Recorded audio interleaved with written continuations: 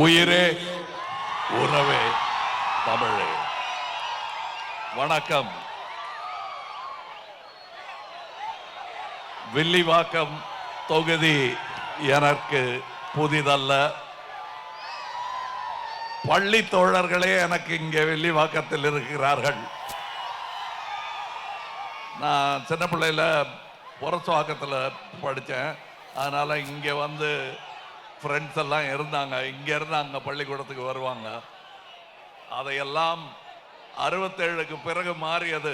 அண்ணா நகர் பெரு நகரமாக மாறியதற்கு காரணம் திராவிட முன்னேற்ற கழகம்தான். இந்த தொகுதியில் இவர் என்ன பண்றாரு புதியவர்னு கேட்டா, இங்கதான் இவருக்கு ஓட்டே இருக்கு. முக்கியமாக இவ்வளவு அற்புதமான கூட்டத்தை இந்த இளைஞருக்காக ஏற்பாடு செய்திருக்கும் திரு PK சேகர் பாபு, இந்து சமய அறநிலையத்துறை அமைச்சர், திரு கூபி ஜெயின், மேற்கு பகுதி செயலாளர், வழக்கறிஞர் அருண், தொகுதி பார்வையாளர், அவர்களுக்கு நன்றி சொல்லாமல் இருக்க முடியாது. திரு வாசு, கிழக்கு பகுதி செயலாளர்,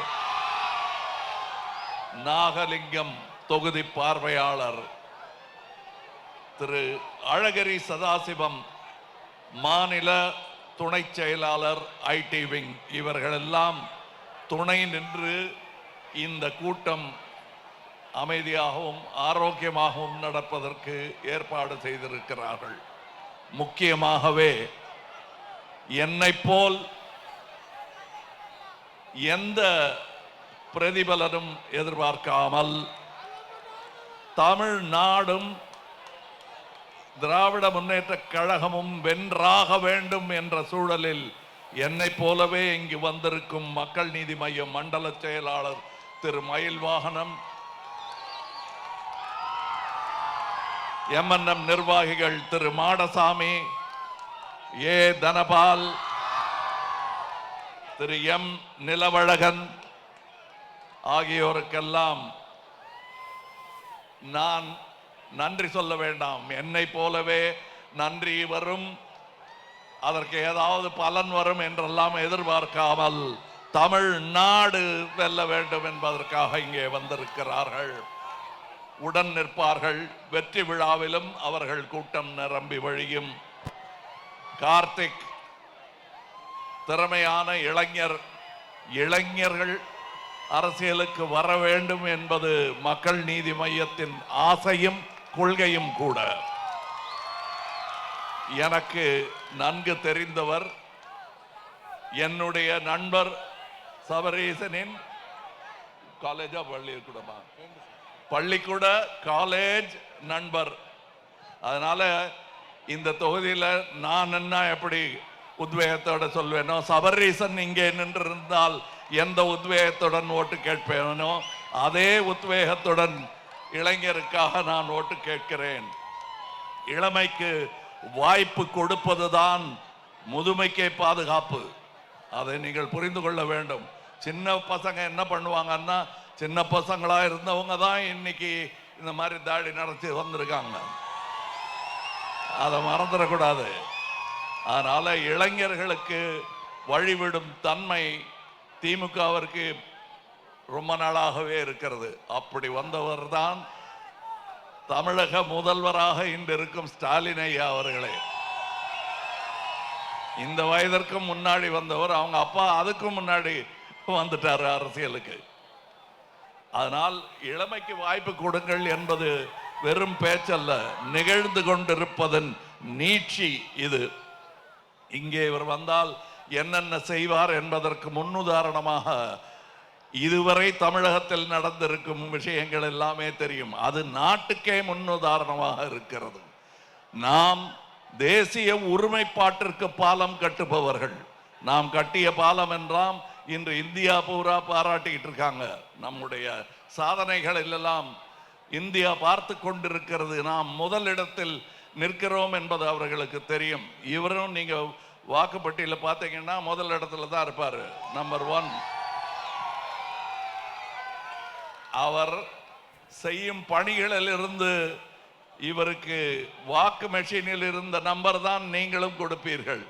வேலையில் திறனில் இவர் நம்பர் 1 என்று சொல்ல வைப்பேன். நாங்களும் அதற்கு உந்துதலாகவும் ஊக்கமளிக்கும் துணையாகவும் உறுதுணையாகவும் இருப்போம். இப்ப நம்ம கட்டியிருக்கிற பாலத்தெல்லாம் பாருங்க, ஒவ்வொரு இடத்துக்கும் வந்துகிட்டே இருக்கு புதிய புதிய ஏற்பாடுகள். அங்க பாலம் கட்டும் போது, ரிப்பன் கட்டும் போது பெரிய சத்தம் கேட்கும். என்ன சத்தம்னு கேட்டா, பாலம் கீழே விழுந்துருச்சுங்க. என்ன ஏயா நீங்க ரிப்பனை வச்சா பாலம் கட்டினீங்க? இல்லைங்க, செங்கல் வச்சு தான் கட்டணும். அப்ப சிமெண்ட் வைக்கலையான்னு, அதைத்தான் நீங்க எடுத்து போயிட்டீங்களே தலைவரே அப்படிங்கிற நிலவையில தான் இருக்கு அங்க எங்க வடநாட்டில். அவர்கள் இங்கே வந்து ஆட்சி செலுத்தணும்னு நினைக்கிறாங்க. திராவிட குடும்பம் திராவிட குடும்பம் நான் சொல்லும் போது எது உண்மையான திராவிட குடும்பம் என்பதை நீங்கள் புரிந்து கொள்ள வேண்டும். வேற கழகத்துக்கு போட்டீங்கன்னு வச்சுக்கோங்க, அப்படின்னா என்ன ஆகுங்கிறத சொல்றேன். டெல்லியில் ஒரு பிரதமர் இருப்பார், தமிழக முதல்வரும் டெல்லியில் தான் இருப்பார். அது சரிப்பட்டு வராது. தைரியமா கை தட்டலாம், ஒன்றும் சொல்ல மாட்டாங்க. அதனால நாங்க தைரியமா, இவர் நான் பார்த்த வில்லிவாக்கம் இல்லை இன்று இருக்கும் வில்லிவாக்கம். நான் பார்த்த அண்ணா நகர்ல இன்று நான் பார்க்கும் அண்ணா நகர் வெறும் திடலாக இருந்த இடம் இன்னைக்கு வந்து பெருநகரமாக இருக்கிறது. அதையெல்லாம் செய்வதற்கு மூல காரணமாக, ஊக்கியாக, முன் அணியில் நின்று செயல்பட்டவர்கள் அண்ணா முதல் கலைஞர் முதல் ஸ்டாலின் வரை. அது இங்கேயும் நிகழ வேண்டும் என்பதுதான் ஆசை. அதற்கு இந்த மாதிரி ஒரு இளைஞர் வர வேண்டும். அதாவது இந்த இடத்துல என்ன நீங்க இங்கேயே போட்டி போடுறீங்க, அங்க வந்திருக்கலாமே என்னை எதிர்கொள்ள அப்படின்லாம் சில பேர் பேசுறாங்க. காலங்காலமா போட்டி போட்ட இடம் நீங்க. அதாவது கோட்டையில் இருக்கிறவரே இறங்கி வந்து வெளியே வந்து போட்டி போடுறாரு. நீங்க ஓட்டையில் இருந்துகிட்டு நீங்க எங்கிட்ட வரனா வருவாங்களா? வரமாட்டாங்க. இதுக்கு மேல நான் வைய வேண்டிய அவசியம் இல்லை. வீழப்போகிறவர்களை வைது என்ன பயன்? வாழ்த்தவும் வேண்டாம், வையவும் வேண்டாம். நீங்க பேசாம உதயசூரியன் சின்னத்துல ஓட்டு போட்டுருங்க. அதுல பொட்டியில நேர பார்த்து கரெக்டா விழுதாங்கிறதெல்லாம் நீங்க தான் செக் பண்ணிக்கணும். தோளுக்கு மேல இருந்து எட்டி பார்க்க முடியாது, இவர் வந்து பார்க்க கூடாது. அதனால நீங்க சரியா ஓட்டெல்லாம் போட்டீங்களான்னு பார்த்து ஓட்டு போடுங்க. உதயசூரியனுக்கு 23ஆம் தேதி. இன்னைக்கு பாராளுமன்றத்தில் என்ன நடந்ததுன்னு நீங்க எல்லாம் கவனிச்சிருப்பீங்க. டீலிமிட்டேஷன் கொண்டு வர பார்த்தாங்க, அதை இந்தியா தோற்கடித்திருக்கிறது என்றுதான் நான் நினைக்கிறேன். இதுதான் ஆரம்பம். தமிழகம்தான் அதற்கு முன்னுதாரணம். இது செயின்ட் ஜார்ஜ் கோட்டை மட்டுமல்ல, தமிழ்நாடே இனி ஒரு கோட்டை. சுயமரியாதையை, தன்மானத்தை, மொழியை, மொழின்னு சொல்லும்போது நான் தமிழை மட்டும் சொல்ல, மராட்டியை, மணிப்பூரில் பேசும் பாஷையை, எல்லாவற்றையும் காப்பாற்ற போகிறவர்களுக்கு முன்னுதாரணமாக நிற்கிறது தமிழகம். இன்று நாடே உணர்ந்திருக்கிறது அண்ணா சொன்ன விஷயத்தை. இப்பொழுது நாங்கள் சற்று அமைதியாக இருக்கிறோம். நாடு போர் முனையில் இருக்கிறது என்பதனால். ஆனால் நாங்கள் முன்வைத்த குரலுக்கான காரணம் இன்னும் அப்படியே இருக்கிறது. தெற்கு தேய்ந்து கொண்டிருக்கிறது என்று சொன்னார். அவர் சொன்னது பொய்யே இல்லை என்றதை இன்று எதிரிகள் நிரூபித்துக் கொண்டிருக்கிறார்கள், துரோகிகள் நிரூபித்துக் கொண்டிருக்கிறார்கள். அதை தட்டிவிடும் முதல் கட்டம் இன்று நடந்தேறி இருக்கிறது. முக்கியமான தேதி இது. நீங்கள் அதையும் நினைவு கொள்ளுங்கள். இன்னும் போர் முடிந்த பாடில்லை. எலெக்ஷன் முடியுமே தவிர தமிழ்நாட்டின் போர் முன்னணியில் நிற்கும் அந்த வீரம் எல்லாம் இன்னும் அதிகரிக்கும், அதிகரிக்க வேண்டும் என்பதுதான் என் வாழ்த்தும் எதிர்பார்ப்பும். மக்கள் நீதி மையம் நீதிக்கு துணை நிற்கும். இந்த திராவிட குடும்பத்தின் வரலாற்றை இளையவர்களுக்கு நீங்கள் எடுத்து சொல்லுங்கள். நீங்க சொல்லலாம் வயசானவங்க. நீதி கட்சி என்றதில் தொடங்கி இன்று மக்கள் நீதி மையம் வரையில் திராவிடம் பரவி இருக்கிறது என்பதுதான் உண்மை. அண்ணா கோட்டைக்கு பதவியேற்க செல்லும் போது நின்ற ஒரு சில பள்ளி மாணவர்களில் நானும் ஒருவன். அங்கிருந்து வரேன். என்னை யாரும் சந்தேகப்பட்டுருவாங்களோங்கிற பயமே எனக்கு கிடையாது. நான் தமிழ்நாட்டு மக்களை நம்புகிறேன். நல் வழியில் நல் தலைவர்களை தேர்ந்தெடுக்கும் அறிவு அவர்களுக்கு இருக்கிறது.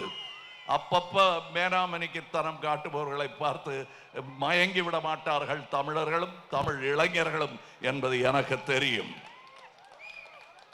இது குடும்பம், வெறும் கூட்டம் அல்ல.